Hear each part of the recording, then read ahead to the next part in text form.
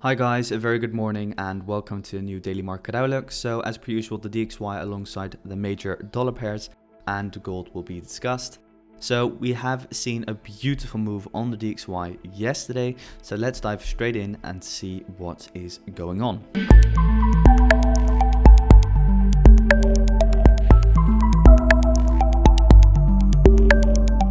So as we can see yesterday, DXY made one more impulse back up in towards the highs and took out this swing high of 90.627.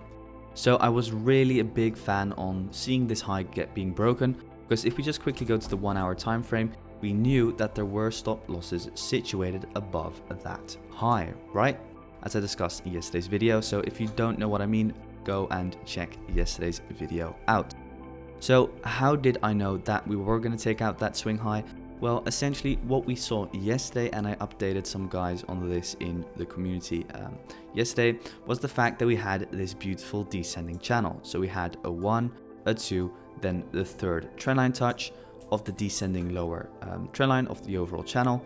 And after that, we hit the 0.382. So once we saw that and we had channel maturement, I was convinced we were going to see one more impulse back up in towards the highs. So that was the descending market structure that I was talking about yesterday, remember? So if you see descending market structure, you'll usually get a bullish impulse. So in this instance, that bullish impulse did come and we did take out the swing high beautifully. So what is next for the DXY? Well, at the moment, it's hard to say. We're really just consolidating in between this area of resistance and support. So we're going to have to see a breakout in either direction. I'm still a fan of hitting that 90.7 region, which I've been calling for a few months, or at least it feels like a few months, of course. I wouldn't be surprised if we do hit that 90.700 region before potentially tanking back down in towards the lows. So yeah, that is essentially what the DXY is most likely going to do. If we do break 90.7, because of course that is also always a possibility as we are in higher time frame demand, I would wait for a nice retest of that 90.700 region, so potentially an impulse back up in towards the highs to around that -618 fib extension level, and after that my target will be 91.270. So yeah, for further downside we of course still need to take out this low down below over here, and essentially this low over here. So for a downside move, we're going to have to take out this low over here, retest that structure, and then see a nice impulse back down in towards the lows into around 90.030, which will then be my target if we do see a break of structure, a break of support, and a retest of support. So yeah, that's the DXY. Let's head over to Aussie dollar. And Aussie dollar is forming some pretty interesting price action. So yesterday I did identify that we had this descending wedge, or a potential descending wedge, with our 1, our 2, and now our potential third trendline touch. So we haven't really made that trendline touch. I only adjusted the trendline a bit. So as you can see, we just missed the trendline. So I would still see Aussie dollar potentially coming down lower. However, as you can see, we're currently seeing a potential fake out on this descending trendline, so the upper trendline of the overall descending wedge. If we just quickly dive into the 1 hour time frame, what I am looking at potentially is that this greater structure is going to be invalidated, and that we could form some sort of a smaller structure on the 1 hour. So something like this, with a nice lower tap in towards demand around over here. So demand starts at 0.76629. So from there onwards, a nice bullish impulse back up in towards the highs would be favorable. For the rest, not really looking at anything else on Aussie dollar. So yep, let's head over to euro dollar. And euro dollar. So euro dollar was quite interesting yesterday. As we can see, this is exactly the reason why I wasn't interested in buying as all the other retail traders were doing. So yesterday I was really happy because I got some messages of people who took a short on what I explained. So remember, I explained that we could see this nice ascending channel, right? So what some people did was that they had their channel maturement, or they identified, or wedge maturement essentially. So they identified wedge maturement, and what they had drawn on over here was the 0.5 fib. So I haven't got the 0.5 fib on over here, but essentially that's over here. And what you then had was wedge maturement. So we had a 1, a 2, and then a third touch alongside the 0.5 fib, and then this beautiful bearish strong engulfing candle, which then caused them to take shorts. And yeah, I got some nice profit pictures sent through, so congrats if you took the short.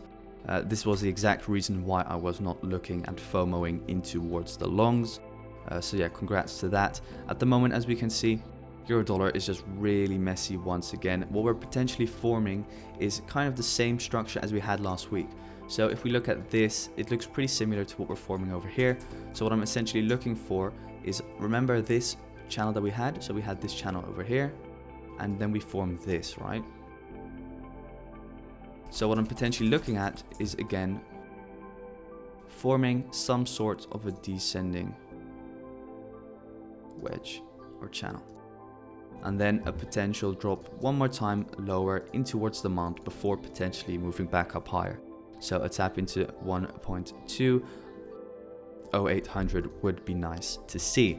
Of course, doesn't need to happen. We could just start moving back up in towards the highs, but yeah, this is just a prediction of what potentially could happen. Buys could become interesting if we break above this high over here.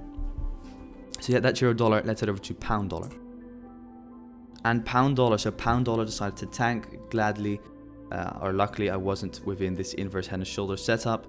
So remember in, I think it was the beginning of the week's video, I did call out that we had demand at this area. So remember to always draw on my zones, because the zones do work as magnets.